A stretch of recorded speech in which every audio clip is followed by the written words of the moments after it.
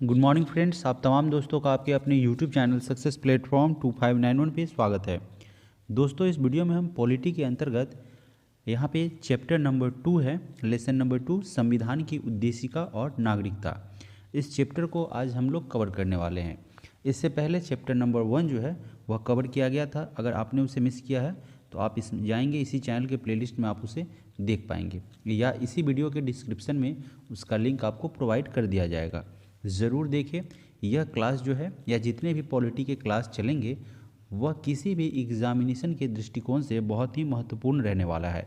तो अगर पूरा देखेंगे तो आपका पॉलिटी का लगभग प्रश्न यहाँ से कंप्लीट हो जाएगा। तो चलिए, बिना एक भी पल की देरी किए हुए हम सीधे चलते हैं प्रश्नों की तरफ, और उसका जो एक्सप्लानेशन दे रखा है उनको भी डिटेल तरीके से हम लोग यहाँ पे समझेंगे, है ना। प्रमुख उद्देश्य हमारा क्या है, समझना।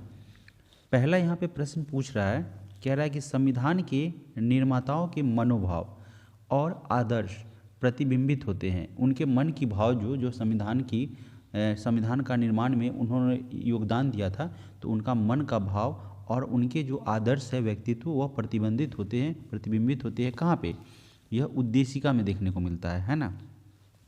भारतीय संविधान निर्माताओं के जो आदर्श हैं और मनोभाव हैं उनका प्रतिबिंब जो है वह संविधान की उद्देशिका में देखने को मिलता है।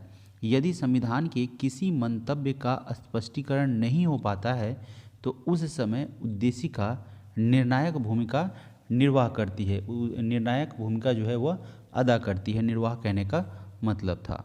अगला प्रश्न है प्रश्न संख्या 2। दूसरे नंबर प्रश्न में कह रहा है कि संविधान का कौन सा भाग जो है वह नागरिकता के प्रावधान से संबंधित है। भाग अलग है दोस्तों, अनुच्छेद आपका अलग है। तो यह भाग जो है वह 2 है, ठीक है, भाग 2।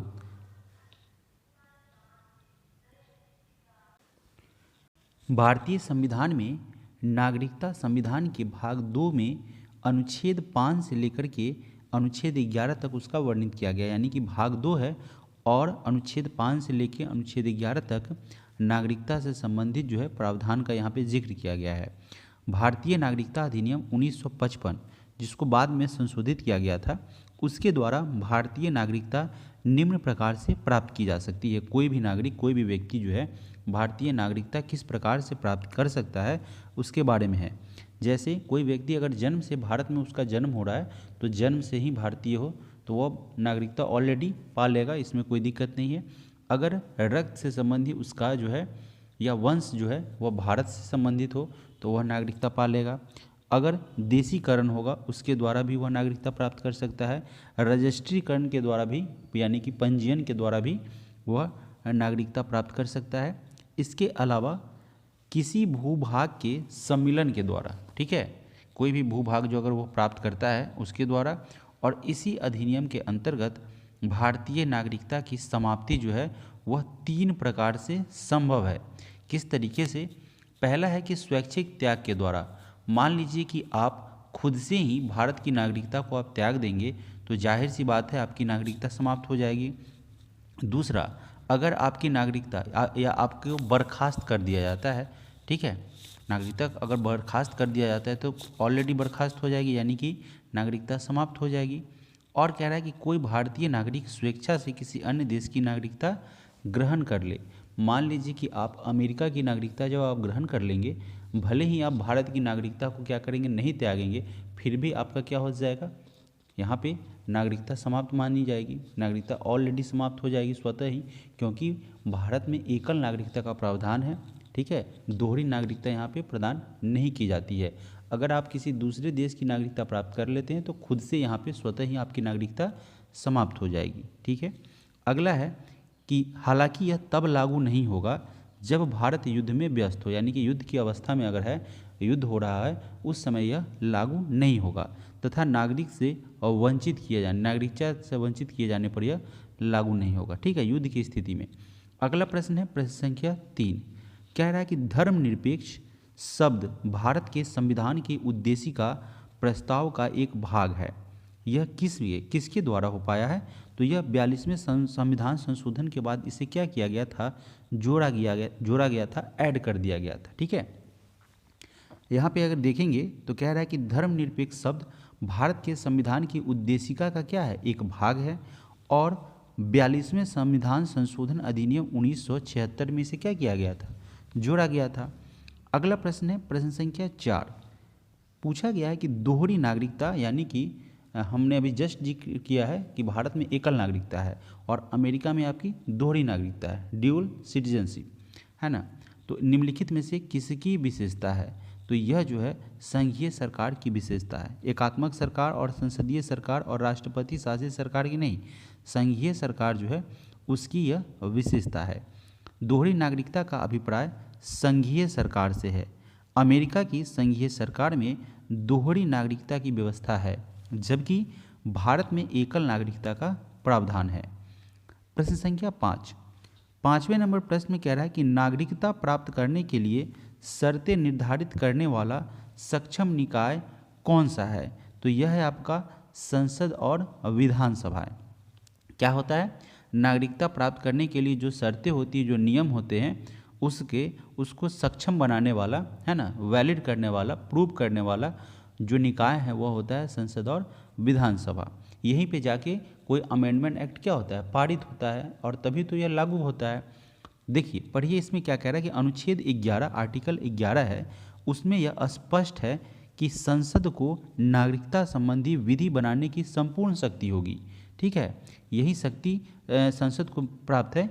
इन्हीं के द्वारा क्या किया था, नागरिकता से संबंधित जो है वह विधि है, लॉ है, जिसको लॉ कहते हैं, कानून बनाने का अधिकार होता है। और नागरिकता अधिनियम 1955 में नागरिकता के अर्जन तथा समाप्ति के बारे में विस्तार से इसमें क्या किया गया है, जिक्र किया गया है, उपबंध किया गया है, अथवा आप कह सकते हैं उल्लेख किया गया है। प्रश्न संख्या 6। हमारे संविधान की प्रस्तावना में उल्लेखन नहीं है। किसकी उल्लेखन नहीं है भाई साहब, तो यहाँ पे वयस्क मताधिकार का कह रहा है कि उल्लेखन नहीं है।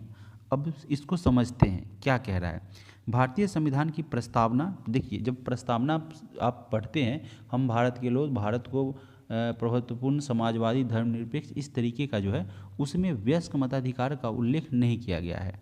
न्याय है, प्रतिष्ठा की समानता है, भ्रातृत्व का है, यानी भाईचारे संबंधी, तो यह सब जिक्र है उसमें, लेकिन वयस्क मताधिकार का प्रस्तावना में कोई जिक्र नहीं है। तो सिंपल सी बात है, जबकि न्याय, भ्रातृत्व व प्रतिष्ठा की समानता का उल्लेख इसमें है। भारतीय संविधान के अनुच्छेद 326 में वयस्क मताधिकार का वर्णन किया गया है। ठीक है, आर्टिकल 326 में वयस्क मताधिकार के क्या किया गया है, उल्लेख किया गया है। अब चलिए अगला प्रश्न हो जाएगा, प्रश्न संख्या 7। 7वें नंबर प्रश्न में दोस्तों पूछा गया है कि निम्नलिखित उद्देश्यों में से कौन सा एक भारत के संविधान की उद्देशिका में सन्निविष्ट नहीं है। उद्देशिका के बारे में पूछ रहा है। ठीक है, प्रश्न को आराम से समझेंगे, कोई जल्दबाजी नहीं है, क्योंकि हम लोग इसे समझने आए हैं और बेहतर कंसेप्ट के साथ इस क्लास को कंप्लीट करेंगे। कह ये रहा है कि जो इसमें से उद्देश्य में से कौन सा एक भारत के संविधान की उद्देशिका में सन्निविष्ट नहीं है, तो यह है आपका विचार की स्वतंत्रता, उसका जिक्र है, अभिव्यक्ति की स्वतंत्रता है, विश्वास की स्वतंत्रता उसमें है, लेकिन आर्थिक स्वतंत्रता के बारे में उसमें कोई उल्लेख नहीं है। तो ऑप्शन बी हमारा इसका आंसर होगा। ठीक है, अब पढ़ते हैं इसके बारे में क्या कह रहा है कि भारतीय संविधान की उद्देशिका में सामाजिक, आर्थिक और राजनैतिक न्याय, विचार, अभिव्यक्ति, विश्वास, धर्म, उपासना, अवसर और अवसर की समानता, यानी कि अवसर की समानता से आप यह समझेंगे कि सबको एक समान अवसर दिया जाएगा, उसमें भेदभाव नहीं होगा, चाहे यह किसी पद के लिए हो। ठीक है, जैसे मान लीजिए जॉब में सबको एक समान अवसर दिया जाएगा, ऐसी व्यवस्था है। धर्म के आधार पर, जाति के आधार पर, रंग के आधार पर उसमें भेदभाव नहीं किया जाएगा, यही यहाँ पे कह रहा है। इसके अलावा किंतु आर्थिक स्वतंत्रता का उसमें कहीं भी उल्लेख नहीं है, कहीं भी जिक्र नहीं किया गया है। प्रश्न संख्या 8। 8वें नंबर प्रश्न में है कि भारत के संविधान के निर्माताओं का मत, जो भारत के संविधान का निर्माण किया था जिन लोगों ने मिलकर, निर्माताओं का मत निम्नलिखित में से किसमें प्रतिबिंबित होता है, तो यह आपको उद्देशिका में देखने को मिलता है। Option number A. भारतीय संविधान की प्रस्तावना का उद्देशिका शासन व्यवस्था को निर्धारित करने वाले सिद्धांतों और लक्ष्यों का मार्गदर्शन करती है। संविधान का यह महत्वपूर्ण अंग उन उद्देश्यों तथा सिद्धांतों को समाहित करता है जिसकी संकल्पना संविधान निर्माताओं ने की थी। उद्देशिका का उन मूलभूत मूल्यों और दर्शनों को परिलक्षित करती है जो संविधान का आधार है।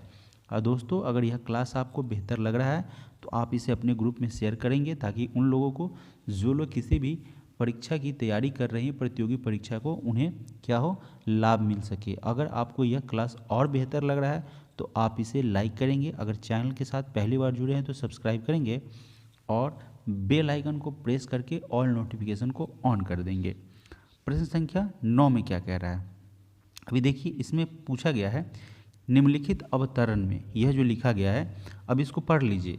अभी प्रश्न से हमारा बहुत सारा अच्छा नॉलेज, प्रश्न में ही बहुत सारे आंसर होते हैं। क्या कह रहा है कि हम भारत के लोग भारत को एक संपूर्ण प्रभुत्व संपन्न समाजवादी पंथ निरपेक्ष लोकतंत्रात्मक गणराज्य बनाने के लिए तथा उसके समस्त नागरिकों को सामाजिक, आर्थिक और राजनैतिक न्याय, विचार अभिव्यक्ति, विश्वास, धर्म और उपासना की स्वतंत्रता, प्रतिष्ठा और अवसर की समानता प्राप्त कराने के लिए तथा उन सब में व्यक्ति की गरिमा और राष्ट्र की एकता और अखंडता सुनिश्चित करने वाली बंधुता बढ़ाने के लिए दृढ़ संकल्प होकर अपनी इस संविधान सभा में आज, जो दिनांक रहा होगा उसके बारे में, आज इसके द्वारा, एतद द्वारा इस संविधान को अंगीकृत, है ना, अंगीकृत, अधिनियमित और आत्मार्पित करते हैं। और यहाँ पे एक लिखा गया है, उसका अर्थ क्या है।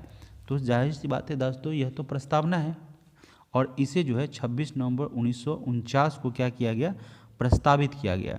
इसी के बारे में यह कह रहा है, ठीक है। और यह भारत की प्रस्तावना है और याद रखना भी ज़रूरी रहता है और बेहतर रहता है। अगर आप यूपीएससी की तैयारी कर रहे हैं अथवा बीपीएससी की तैयारी कर रहे हैं तो प्रस्तावना आपको याद रहना चाहिए। तो यह जो है भारत का संविधान 26 नवंबर 1949 को प्रस्तावित किया गया था और 26 जनवरी 1950 को इसे लागू किया गया था। अगला प्रश्न है प्रश्न संख्या 10।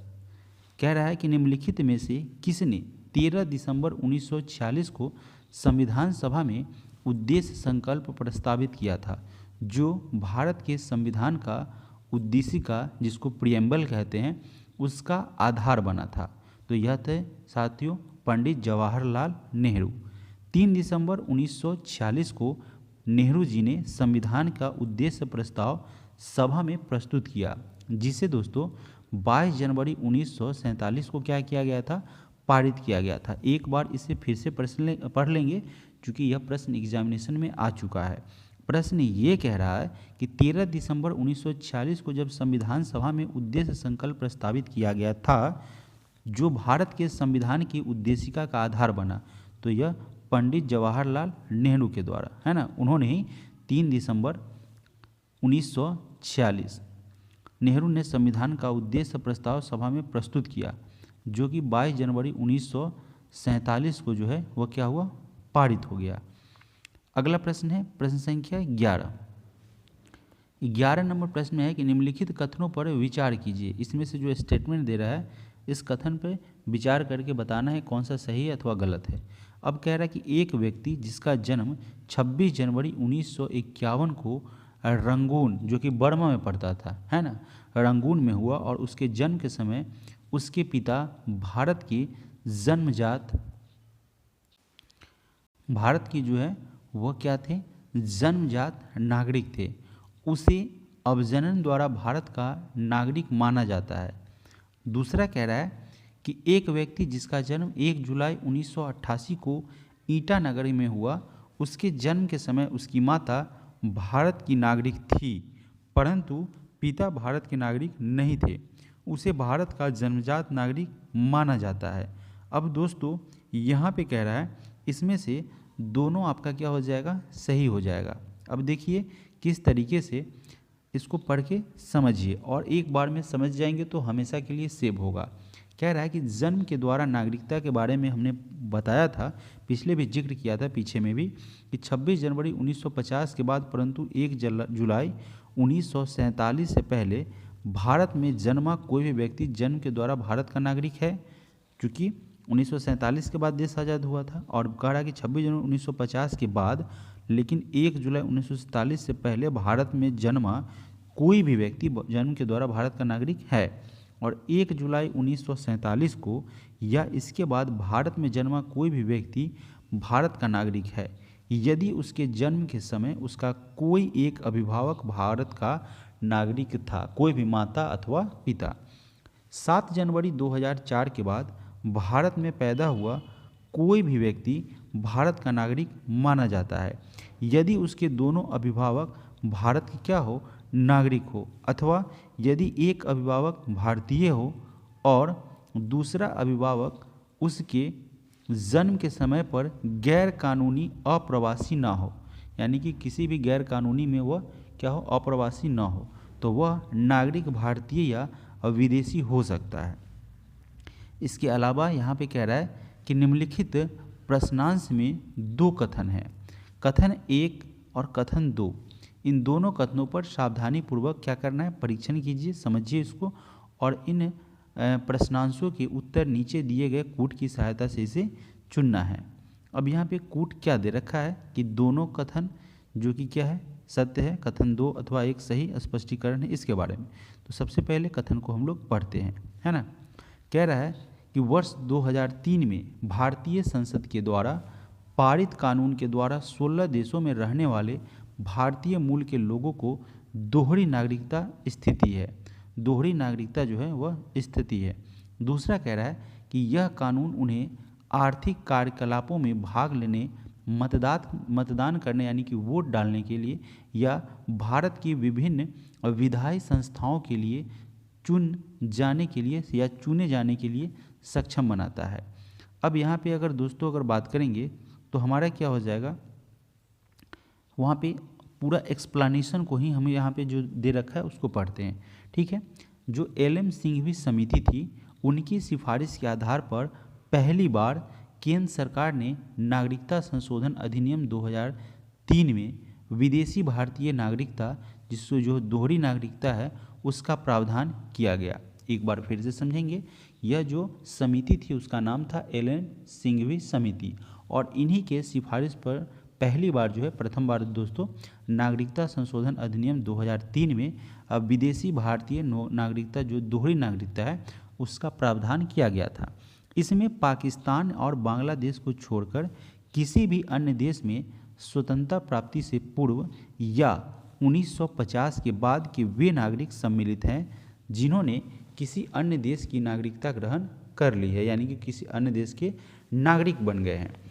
इसके अलावा दोहरी नागरिकता ग्रहण करने वाले प्रवासी भारतीयों को मतदान और चुनाव में भाग लेने का अधिकार नहीं है। किसे, जो दोहरी नागरिकता प्राप्त कर लिए हुए हैं, ग्रहण किए हुए हैं, वैसे प्रवासी भारतीयों, प्रवासी क्या किसे कहा जाता है, भारतीय तो हैं, इस कहाँ रह रहे हैं, बाहर रह रहे हैं, विदेशों में रह रहे हैं, तो उनको मतदान और चुनाव में भाग लेने का अधिकार नहीं होगा, लेकिन उन्हें भारत में संपत्ति रखने और खरीदने का अधिकार होगा।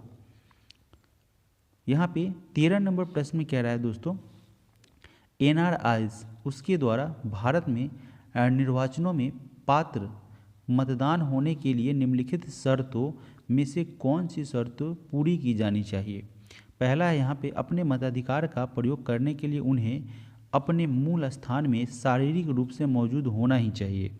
दूसरा है कि NRI चाहे उन्होंने दूसरे देशों की नागरिकता प्राप्त की हो या नहीं, मत देने के पात्र है। तीसरा है कि पात्र NRI को निर्वाचन पंजीकरण कार्यालय के साथ फॉर्म 6A जो है एक फॉर्म बनता है, उसे पंजीकृत करना होगा, भर करके उसे फिल करके रजिस्टर्ड कराना होगा। अभी कह रहा है कि नीचे दिए गए कूट का प्रयोग करके हमें सही आंसर तक पहुंचना है। यहाँ पे मतदाता बनना है ना, वोटर बनना है, उसके बारे में कह रहा है कि भारत के निर्वाचन में मतदाता बनने के लिए NRI को निर्वाचन पंजीकरण कार्यालय के साथ फॉर्म 6A को भरकर उसे पंजीकरण करना होता है, रजिस्टर्ड करना होता है, और NRI अपना मत डाक मेल आदि के द्वारा भी दे सकते हैं। प्रश्न संख्या 14 नंबर प्रश्न में पूछा गया है कि भारत का संविधान गणतंत्रीय है, गणतंत्र है क्योंकि यहाँ पे जो है कोई जो है वंशागत तत्व नहीं रखता है, यानी कि वंश से शासन नहीं है। जैसे वंश का शासन कहने का मतलब राजा का बेटा जो है, ठीक है, वही क्या होगा, अगला राजा बनेगा। तो इस तरीके का नहीं है, यहाँ क्या है, लोकतंत्र है। इसी तरह क्या है, जन्म से यहाँ पे वंशानुगत कोई शासन व्यवस्था नहीं है, इसीलिए यहाँ पे क्या क्या है, भारत का संविधान जो क्या है, गणतंत्रीय है। भारत का संविधान गणतंत्रीय इसलिए क्योंकि किसी यहाँ पे क्या कर रहा है, यह एक निश्चित संसद का उपबंध करती है। प्रश्न संख्या 15, निम्नलिखित कथनों में से कौन सा एक सही नहीं है, इसमें कौन सा गलत कहा गया है। बहुत सारा इन्फॉर्मेशन है ऑप्शन के माध्यम से, तो चलिए यहाँ पे क्या कर रहा है, सही नहीं है उसे बताना है। तो ऑप्शन डी नंबर हमने देखा कि वह आपका सही नहीं है। कैसे नहीं सही, तो उसे भी हम जानेंगे। पढ़ते हैं पहले ऑप्शन को, यह आपका सही है। अनुच्छेद 39D जो है उसके साथ 39 का सबसेक्शन डी, इसके साथ पठित राष्ट्रीयकरण विधियों की संवैधानिकता जो है उसे बनाए रखने हेतु न्यायालय को समर्थ बनाएगा।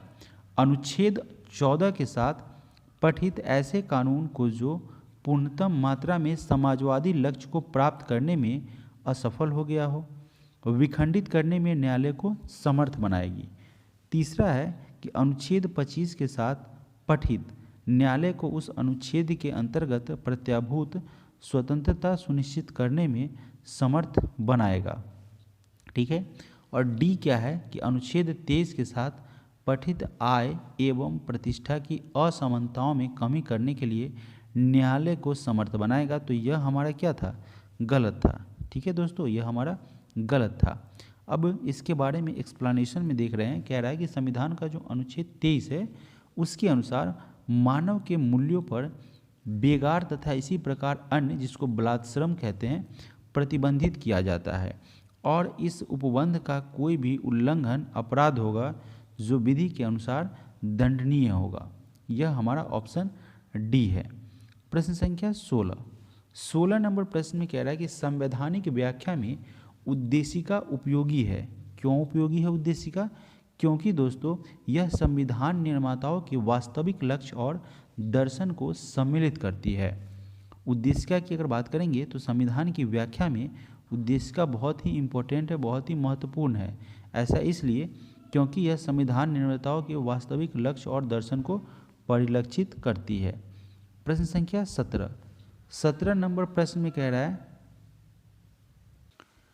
प्रश्न संख्या 17 में कह रहा है कि एस.आर. बोम्मई बनाम भारत संघ के वाद में भारत के संविधान की निम्नलिखित में से किस एक विशेषता को उच्चतम न्यायालय सुप्रीम कोर्ट उसके द्वारा आधारभूत संरचना के रूप में मान ठहराया गया है? तो यह है आपका पंथ निरपेक्षता। ठीक है, पंथ निरपेक्षता जो है 1994 में सर्वोच्च न्यायालय सुप्रीम कोर्ट ने एस.आर. बोम्मई बनाम भारत संघ मामले में भारतीय संविधान की पंथ निरपेक्षता को आधारभूत ढांचे का अंग माना और इस वाद में सर्वोच्च न्यायालय ने पंथ निरपेक्षता की अवधारणा की विस्तार से चर्चा की। न्यायालय ने कहा कि पंथ निरपेक्षता सभी धर्मों के लिए एक सकारात्मक अवधारणा है। ठीक है, अगला प्रश्न है प्रश्न संख्या 18, निम्नलिखित आदर्श और दर्शन में उन्हें चिन्हित कीजिए जो भारत के संविधान की उद्देशिका में प्रतिस्थापित है। कौन सा है इसमें? तो देखिए,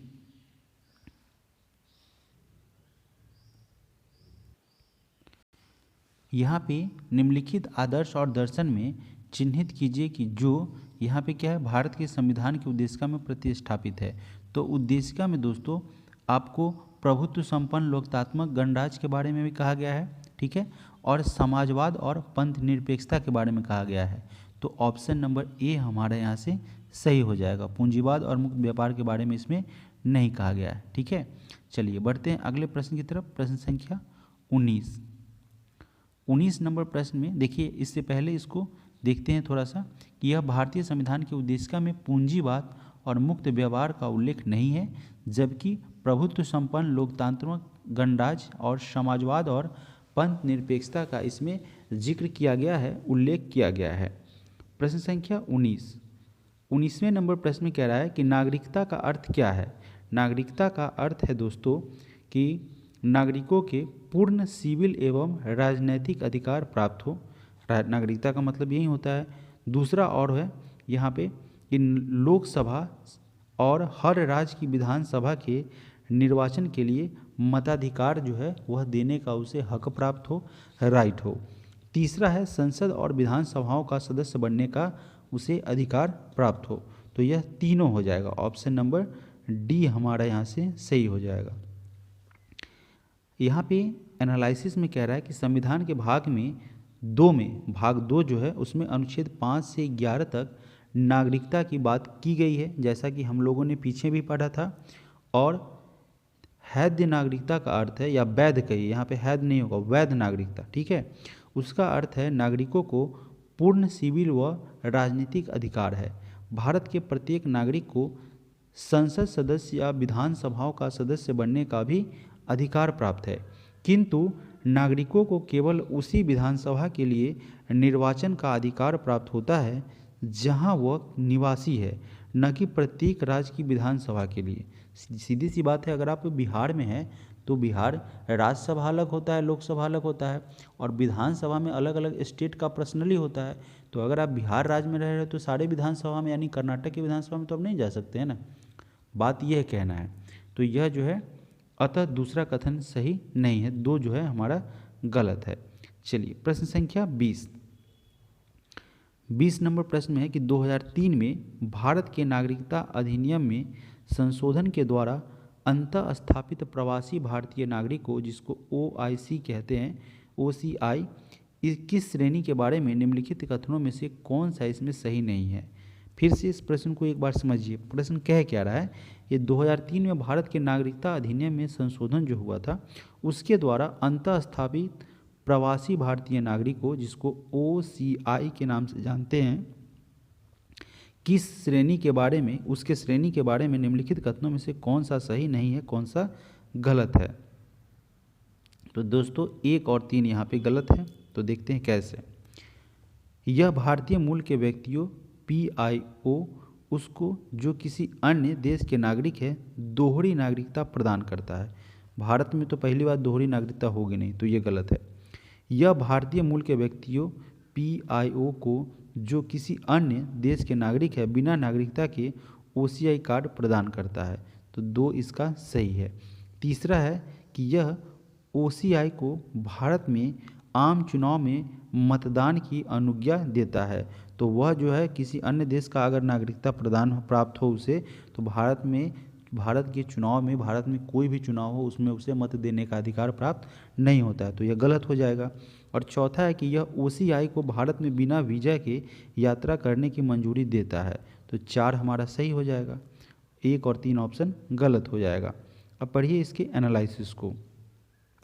कह रहा है कि भारत में नागरिकता संशोधन अधिनियम 2003 के अंतर्गत भारतीय मूल के व्यक्तियों, है ना, उसको किसी अन्य देश के जो नागरिक है उसका नागरिकता प्रदान नहीं किया जा सकता है, क्योंकि यहाँ पे एकल नागरिकता है, क्योंकि भारत में दोहरी नागरिकता नहीं है ना। इसके साथ ही यह प्रवासी भारतीय नागरिकों को भारत में आम चुनाव में मतदान देने का भी प्रावधान नहीं है, क्योंकि यह अधिकार सिर्फ भारतीय नागरिक को ही प्राप्त होता है। प्रश्न संख्या 21, निम्नलिखित में से कौन से भारत के संविधान का एक केंद्रीय सिद्धांत नहीं है। कौन सा एक केंद्रीय सिद्धांत नहीं है? तो दोस्तों यहाँ पे हमें देखने को मिल रहा है केवल 2। अब कैसे? यह धर्म के आधार पर विभेद का प्रतिषेध करता है। ठीक है, धर्म के आधार पर अगर आप भेदभाव करते हैं, है ना, डिफरेंसेस बताते हैं, अपमान करते हैं किसी का, तो यह क्या है?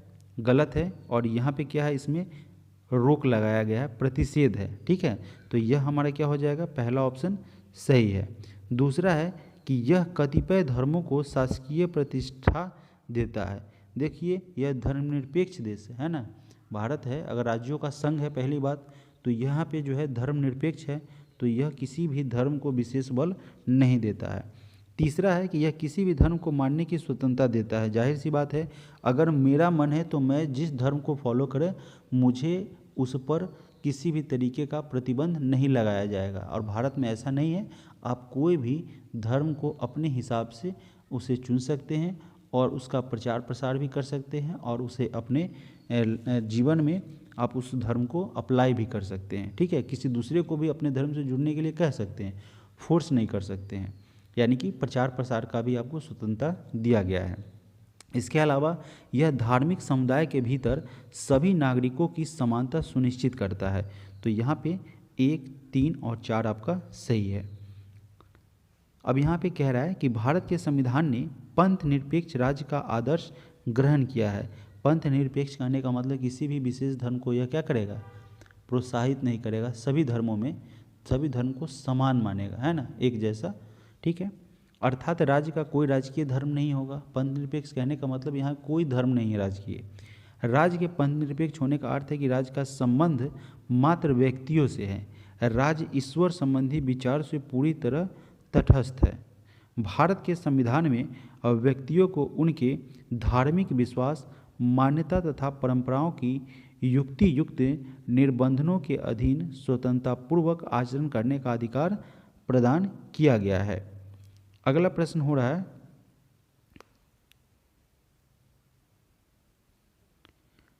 प्रश्न संख्या 22 नंबर प्रश्न में पूछा गया है कि निम्नलिखित कथनों में से, इसमें से जो स्टेटमेंट दिया हुआ है, इन कथनों में से कौन सा भारत के संविधान के नागरिकता के उपबंध के बारे में सही है, कौन सा इसमें सही है उसको बताना है।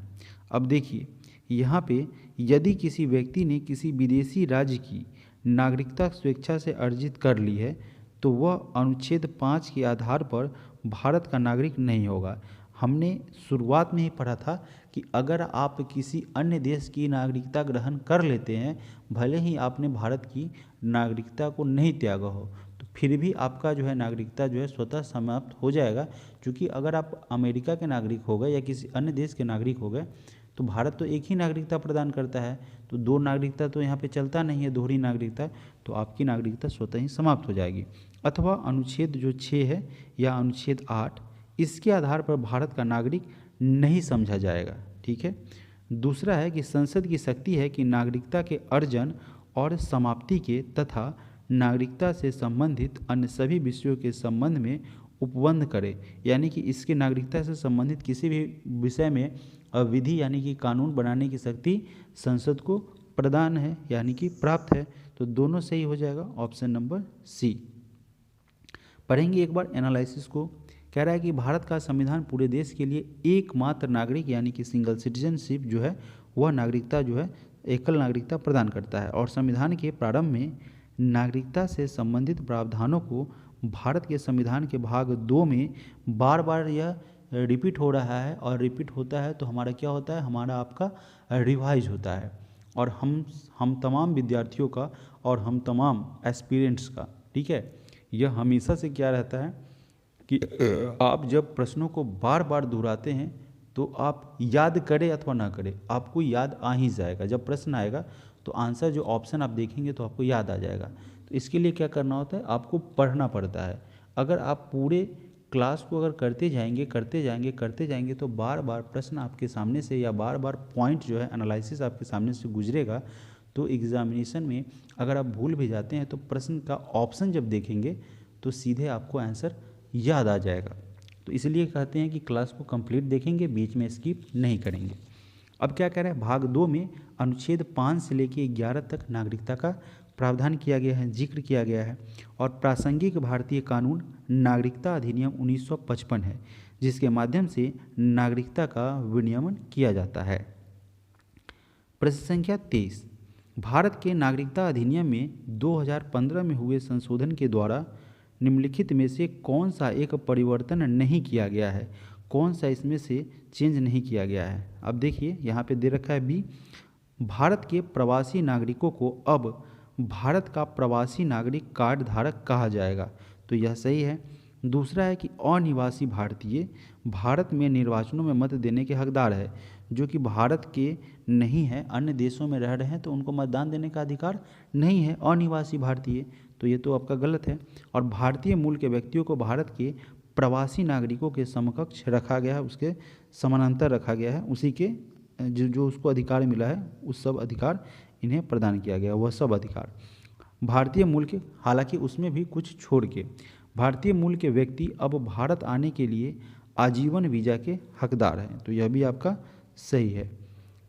यहाँ पे कह रहा है कि नागरिकता अधिनियम 2015 इसके संशोधन से अनिवासी भारतीय जो कि भारत के निवासी नहीं है उनके बारे में कह रहा है मत देने के हकदार नहीं हुए हैं।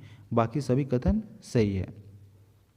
भारत के संविधान की उद्देशिका में समाजवादी शब्द निम्नलिखित में से किस एक संशोधन अधिनियम के माध्यम से अंतर्विष्ट किया गया था? तो यह है 42वां संविधान संशोधन अधिनियम।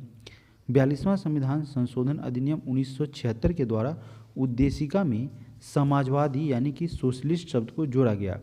42वां संविधान संशोधन के द्वारा ही उद्देशिका में पंथ निरपेक्ष और अखंडता शब्द को जोड़ा गया है। 42वां संविधान संशोधन को आप याद रखेंगे, इससे जुड़ा हुआ कई सारा प्रश्न जो है एग्जामिनेशन में आपको आता रहा है और यह महत्वपूर्ण सेगमेंट है। भारतीय संविधान की प्रस्तावना में वर्णित उद्देश्यों एवं आदर्शों की व्याख्या संविधान में कहाँ की गई है? तो इसका जिक्र किया गया है मूल अधिकार में, जिसे फंडामेंटल राइट कहते हैं, मूल कर्तव्य में और नीति निर्देशक तत्वों में। भारतीय संविधान में मूल अधिकार अमेरिकी संविधान से लिया गया है। आपसे प्रश्न में पूछा जाता है कि मूल अधिकार फंडामेंटल राइट किस देश के संविधान से लिया गया है? तो अमेरिका के संविधान से लिया गया है। मूल अधिकार वे अधिकार होते हैं जो व्यक्ति के जीवन के लिए मूलभूत एवं अपरिहार्य होने के कारण संविधान के द्वारा नागरिकों को प्रदान किए गए हैं। मूल अधिकार का मुख्य उद्देश्य राजनीतिक लोकतंत्र की स्थापना करना है। भारतीय संविधान में प्रारंभ में मूल कर्तव्यों का वर्णन नहीं था स्टार्टिंग में, और इसे स्वर्ण शीर्ष समिति की सिफारिश पर या संस्तुति के आधार पर 42वें संविधान संशोधन 1976 में जोड़ा गया। संविधान समिति का विचार था कि जहां संविधान में नागरिकों के लिए मूल अधिकारों का प्रावधान है वहां उनके लिए मूल कर्तव्यों का उल्लेख होना चाहिए, क्योंकि अधिकार का एवं कर्तव्य का एक दूसरे से अन्योन्याश्रित संबंध है। नीति निर्देशक तत्व हमारे राज्य के सम्मुख कुछ सिद्धांत उपस्थित करते हैं जिनके पालन के द्वारा देश के नागरिकों का सामाजिक, आर्थिक एवं नैतिक उत्थान हो सकता है। इस प्रकार संविधान की प्रस्तावना में वर्णित उद्देश्यों एवं आदर्शों की व्याख्या उपरोक्त तीनों विकल्पों में आपको मिल रही है। तो हमारा तीनों सही है। चलिए अगला प्रश्न हो जाएगा प्रश्न संख्या 26 नंबर प्रश्न में दोस्तों पूछा गया है कि भारतीय संविधान की उद्देशिका के संदर्भ में निम्नलिखित कथनों पर विचार करना है। क्या कह रहा है उसके बारे में देखिए। तो यहाँ पे 1 और 3 आपका सही है। क्या कह रहा है पढ़ लेते हैं। उद्देशिका को संविधान की कुंजी कहा जाता है, ठीक है। और तीसरा है कि बेरुबारी यूनियनवाद 1960 में उच्चतम न्यायालय ने उद्देशिका को संविधान का अंग मानने से इनकार कर दिया था। किसने कर दिया था? तो यह बेरुबारी यूनियनवाद 1960 में जो है वाद हुआ था, उसमें उच्चतम न्यायालय ने उद्देशिका को संविधान का अंग मानने से इनकार कर दिया, इसलिए संसद इसमें संशोधन नहीं कर सकती है। तो यह हमारा 1 और 3 सही है। दूसरा में दोस्तों क्या फंसा था प्रॉब्लम? दूसरा कह रहा है कि उद्देशिका के अनुसार संविधान में निहित समस्त शक्ति का स्रोत भारत के लोगों के द्वारा निर्वाचित प्रतिनिधि है और वह सर्वोच्च संप्रभुता धारण करते हैं। अब चलिए इसको एक बार अच्छे से पढ़ते हैं एनालिसिस के थ्रू, चूँकि बहुत ही अच्छा यहाँ पे दिया गया है एक्सप्लेनेशन। उद्देशिका को संविधान की कुंजी कहा जाता है, सही है। आपसे प्रश्न डायरेक्टली पूछा जाएगा कि किसे संविधान की कुंजी कहा जाता है, तो यह हो जाएगा आपका उद्देशिका। उद्देशिका या प्रस्तावना के अनुसार संविधान में निहित संपूर्ण शक्ति का स्रोत जो है वह भारत के लोग हैं तथा वह सर्वोच्च संप्रभुता जो है वह धारण करते हैं। इनरी बेरुबारी के मामले में उच्चतम न्यायालय ने सुप्रीम कोर्ट के द्वारा यह निर्णय लिया गया कि उद्देशिका संविधान का अंग नहीं है, तथापि जहां संविधान की भाषा संदिग्ध या अस्पष्ट है वहां उद्देशिका संविधान निर्माताओं के आशय को समझने में सहायक है। किंतु केशवानंद भारती बनाम केरल राज्य के प्रकरण में यानी कि मामले में उच्चतम न्यायालय ने अपने पूर्व निर्णय को पलट दिया तथा उद्देशिका को संविधान का अंग माना, ठीक है, और अतः उद्देशिका में संशोधन हो सकता है, किंतु उसके मूल ढांचे में कोई परिवर्तन नहीं किया जा सकता है। आपने इतना पढ़ा, बहुत सारा यहाँ पे पॉइंट क्लियर हुआ है। 27 नंबर प्रश्न कह रहा है किसी व्यक्ति की भारतीय नागरिकता निलंबित की जा सकती है, कैसे? तो इसे हम देखते हैं। यदि कोई व्यक्ति स्वेच्छा से दूसरे देश की नागरिकता ग्रहण कर लेता है, तो अगर दूसरे देश की नागरिकता ग्रहण करेगा तो यहाँ की नागरिकता जो है खत्म हो जाएगा अपने आप, यानी कि स्वतः ही समाप्त हो जाएगी।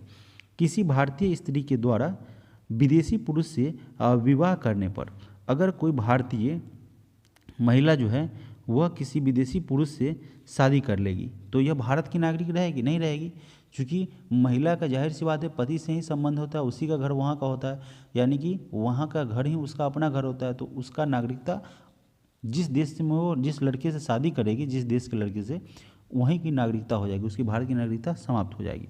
तो यह भी सही है।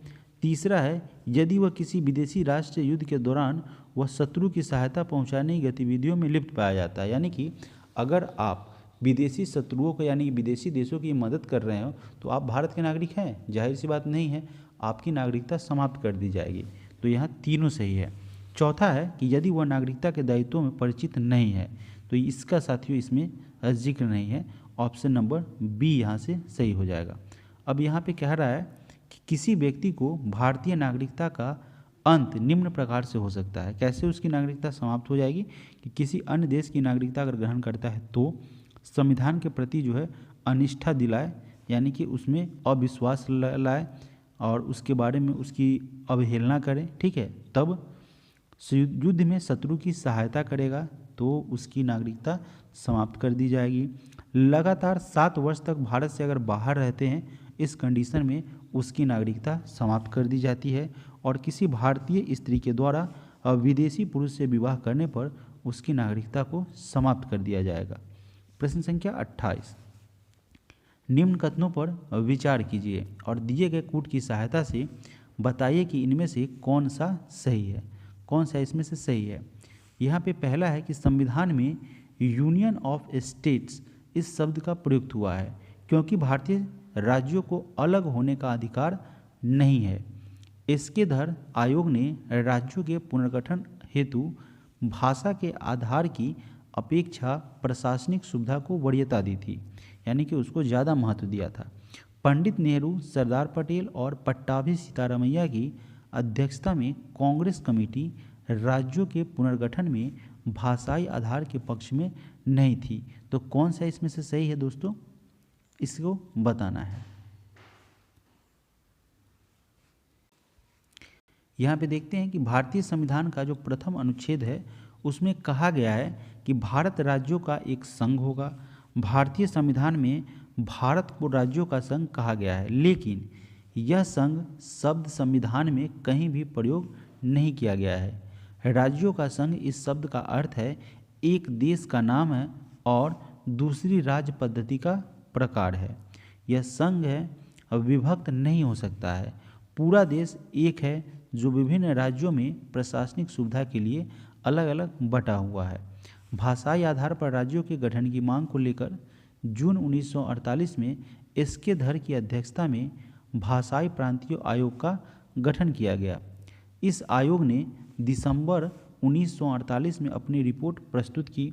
इस रिपोर्ट में यह कहा गया था कि राज्यों का पुनर्गठन भाषाई आधार पर न होकर प्रशासनिक व्यवस्था के आधार पर होना चाहिए। जीबीपी समिति के सदस्यों जवाहरलाल नेहरू, वल्लभ भाई पटेल, पट्टाभी सीतारामैया ने अप्रैल 1949 में एक रिपोर्ट प्रस्तुत की। इस रिपोर्ट में औपचारिक रूप से कहा गया कि राज्यों का पुनर्गठन प्रशासनिक आधार पर न होकर भाषाई आधार पर होना चाहिए, ऐसा उस समय कहा गया था। प्रश्न संख्या 29 नंबर प्रश्न में है कि एक संघीय राज्य व्यवस्था में निम्न में कौन से शामिल होते हैं, कौन कौन से उसमें सम्मिलित होते हैं। तो यहाँ पे सब जैसे कि समन्वय के लिए तंत्र चाहिए, राज्यों के मध्य संबंध होना चाहिए। किसके लिए? संघीय राज्य व्यवस्था तभी तो बन पाएगी जब राज्यों के मध्य संबंध रहेगा। समन्वय के लिए एक तंत्र की आवश्यकता होगी और संघ और राज्यों के बीच संबंध होगा। विवादों को सुलझाने के लिए एक तंत्र होगा, एक कानून होगा, एक न्यायालय होगा। ठीक है, इसके लिए, तो यहाँ पे आपका सभी सही हो जाएगा। संघीय राज्य व्यवस्था में संघ और राज्यों के बीच संबंध, राज्यों के बीच आपस में संबंध, पारस्परिक समन्वय के लिए तंत्र तथा विवादों को सुलझाने के लिए तंत्र, ये चारों आवश्यक होते हैं।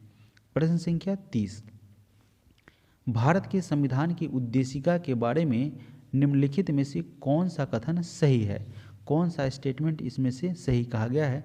तो इसका जो है ऑप्शन नंबर 2 सही होगा। अब कैसे, इसे देखते हैं। उद्देशिका उन उद्देश्यों को बताती है जिन्हें संविधान स्थापित करना और आगे बढ़ाना चाहता है। तो 2 नंबर ऑप्शन आपका सही हो जाएगा। ठीक है, उद्देशिका स्वयं न्यायालय में परिवर्तनीय नहीं है। ठीक है, देखिए उसका जो है उसको चेंज किया जा सकता है, लेकिन उसके मूल ढांचे में परिवर्तन नहीं किया जा सकता है। और उद्देशिका उस स्रोत को इंगित करती है जहाँ से संविधान अपना प्राधिकार प्राप्त करता है। तो यह नहीं है दोस्तों। ठीक है, इसको जो है इसके बारे में इसमें जिक्र नहीं किया गया है। डी नंबर में अगर देखेंगे तो इसके एक्सप्लेनेशन में देखेंगे तो उद्देशिका न्यायालय में परिवर्तनीय नहीं है, अर्थात इसे न्यायालय द्वारा लागू नहीं किया जा सकता है। उद्देशिका संविधान का सार बताती है तथा संविधान किन आदर्शों और आकांक्षाओं को प्रकट करता है, इसका निर्धारण उद्देशिका से ही होता है। उद्देशिका यह घोषणा करती है कि संविधान अपनी शक्ति सीधे जनता से प्राप्त करता है, चूँकि लोकतंत्रात्मक देश है ना। अगला प्रश्न है प्रश्न संख्या 31, भारत के संविधान की आधारभूत संरचना में परिवर्तन करने की शक्ति के संबंध में निम्नलिखित में से कौन से कथन सही है? इसमें से कौन सा जो है आपका स्टेटमेंट सही है? अब इसको एक बार फिर से दोहरा लेते हैं। कह रहा है कि भारतीय संविधान के आधारभूत संरचना में परिवर्तन करने की शक्ति जो है वह संसद में नहीं होता है। यह संसद के संविधान संशोधन करने की शक्ति के परिधि से बाहर होता है। केशवा भारती केस में संविधान के आधारभूत ढांचे यानी कि बेसिक स्ट्रक्चर है, उसका सिद्धांत प्रतिपादित किया गया था। हमने क्या पढ़ा? हमने यह जाना कि भारतीय संविधान के द्वारा उसके आधारभूत संरचना में परिवर्तित करने की शक्ति नहीं है। ठीक है, चलिए आगे बढ़ते हैं। प्रश्न संख्या 32 को पढ़ते हैं। चूँकि एक बार यह देखा गया है कि इसे हम लोगों ने मिस कर दिया था, तो इसे एक बार और दोहरा दिया जाएगा।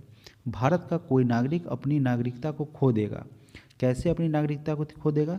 कि वह भारतीय नागरिकता का परित्याग कर देता है, यानी कि भारत की नागरिकता का वह खुद से त्याग देगा, तो नागरिकता तो नहीं रहेगा।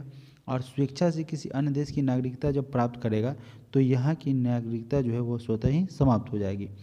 फिर यहाँ पे तीसरे में कह रहा है किसी अन्य देश की नागरिक से विवाह करता है। मान लीजिए कि लड़का किसी अन्य देश की लड़की से शादी करेगा तो उसकी नागरिकता समाप्त नहीं होगी। लेकिन अगर भारत की कोई लड़की अन्य देश के लड़के से शादी करेगी तो उसकी नागरिकता समाप्त हो जाएगी। तो यहाँ पे स्पष्ट नहीं है, तो 3 नहीं होगा। सरकार की आलोचना करता है, तो सरकार की आलोचना करने पर नागरिकता समाप्त नहीं होती है, संविधान का आलोचना नहीं करना है। प्रश्न संख्या 33 नंबर प्रश्न में कह रहा है कि भारत के प्रवासी नागरिक की श्रेणी भारत के नागरिकता अधिनियम में संशोधन के द्वारा किस वर्ष प्रविष्ट की गई थी? तो इसे 2003 में इसे प्रविष्ट किया गया था। प्रश्न संख्या 34, भारत के संविधान में उद्देशिका का विचार लिया गया है, तो यह कहाँ से लिया गया है उद्देशिका की? तो यह लिया गया है यूनाइटेड स्टेट ऑफ अमेरिका के संविधान से। ठीक है, लेकिन भाषा की अगर बात करेंगे तो यह जो है ऑस्ट्रेलिया के संविधान से लिया गया है। प्रश्न संख्या 35, नागरिकता से संबंधित प्रावधान संविधान के किस भाग में है? तो भाग 2 में है और अनुच्छेद 5 से 11 तक इसका जिक्र है। प्रश्न संख्या 36, भारतीय संविधान का कौन सा भाग संविधान की आत्मा कहलाता है? तो यह है संवैधानिक उपचारों का अधिकार, अनुच्छेद 32। उसे क्या कहा गया है? भारतीय संविधान के आत्मा कहा गया है। भारतीय संविधान की आत्मा कहा गया है संवैधानिक उपचारों के अधिकार को। चलिए आगे बढ़ते हैं। अगला प्रश्न है प्रश्न संख्या 30। इसके बारे में थोड़ा सा यहाँ पे एक्सप्लेनेशन पढ़ लेते हैं। भारतीय संविधान की उद्देशिका को संविधान की आत्मा कहा जाता है और उद्देशिका के अनुसार संविधान के अधीन समस्त शक्तियों का केंद्र, बिंदु और स्रोत भारत के लोग ही हैं। के.एम. मुंशी ने इसे राजनीतिक जनपत्री पॉलिटिकल हॉरोस्कोप कहा है। लोक सेवा आयोग उत्तर प्रदेश ने इस प्रश्न का उत्तर उद्देशिका प्रियम्बल को माना है। और डॉक्टर बी.आर. अम्बेडकर ने संविधान उपचारों के अधिकार को संविधान की आत्मा और हृदय कहा है। ठीक है, उद्देशिका कहा है। प्रश्न संख्या 37, भारत में राजनीतिक व्यवस्था के मूलभूत लक्षण कौन से हैं? तो यह है आपको, यह एक लोकतांत्रिक गणतंत्र है, सही है, और इसमें संसदात्मक रूप की सरकार है, यानी कि सरकार संसद के द्वारा चलाई जाती है, तो ठीक है। तीसरा है कि सर्वोच्च सत्ता भारत की जनता में निहित होती है, जनता ही मालिक होता है, तो यह भी सही है। यह एक एकीकृत शक्ति का प्रावधान करती है, तो यह हमारा गलत है। ठीक है, चलिए, कह रहा है कि लोकतांत्रिक गणतंत्र, संसदात्मक सरकार एवं सर्वोच्च सत्ता का जनता में निहित होना भारत की राजनीतिक व्यवस्था के मूलभूत लक्षण है। भारतीय संविधान में शक्तियों के विभाजन या स्पष्ट उल्लेख किया गया है कि जिसका वर्णन संघ सूची, राज सूची और समवर्ती सूची में किया गया है। प्रश्न संख्या 38, निम्न में से कौन एक भारत के संविधान का संघीय लक्षण नहीं है? एकहरी नागरिकता जो है वह जो है इसका संघीय लक्षण नहीं है। स्वतंत्र न्यायपालिका पूर्ण रूप से लिखित संविधान है और केंद्र तथा राज्यों के बीच शक्ति का बंटवारा है, यह सही है, भारत के संविधान का संघीय लक्षण है। एकहरी नागरिकता यानी कि सिंगल सिटीजनशिप जो है भारत के संविधान का संघीय लक्षण नहीं है। हालांकि यहाँ पे सिंगल सिटीजन प्रदान किया जाता है वो अलग बात है, लेकिन पूछ रहा है कि कौन सा संघीय लक्षण नहीं है। भारतीय संविधान में एकात्मक और संघात्मक दोनों ही विशेषताएं मौजूद होती है। साथ ही संविधान में एकल नागरिकता का वर्णन है। अपवाद कहाँ है? जम्मू कश्मीर में है। अगला प्रश्न है प्रश्न संख्या 39, भारतीय नागरिकता नहीं प्राप्त की जा सकती है। जन्म के द्वारा प्राप्त की जा सकती है, देशीकरण के द्वारा प्राप्त की जा सकती है, किसी भूभाग के सम्मिलन द्वारा प्राप्त की जा सकती है। लेकिन अगर आप भारतीय बैंक में धन जमा करते हैं और आप किसी अन्य देश के नागरिक हैं तो उससे आपको भारत की नागरिकता नहीं मिल जाएगी। भारतीय नागरिकता अधिनियम 1955 बाद में संशोधित हुआ, उसी के द्वारा भारतीय नागरिकता निम्नलिखित तरीके से प्राप्त की जा सकती है, जैसा हम लोगों ने कई बार पढ़ा है। जन्म के द्वारा, रक्त संबंध या वंशक्रम यानी कि माता उसके होने चाहिए अथवा पिता, दोनों हो तो कोई दिक्कत नहीं, कम से कम एक होने चाहिए। दूसरा रजिस्ट्रेशन यानी कि पंजीयन के द्वारा, देशीकरण के द्वारा और किसी भूभाग के सम्मिलन के द्वारा। भारतीय बैंक में अगर धन जमा करते हैं उससे आपको नागरिकता नहीं मिलेगी, ठीक है, क्योंकि यह क्या है, कॉमर्शियल जो है वह व्यवहार है, वाणिज्यिक व्यवहार है। चलिए अगला प्रश्न है प्रश्न संख्या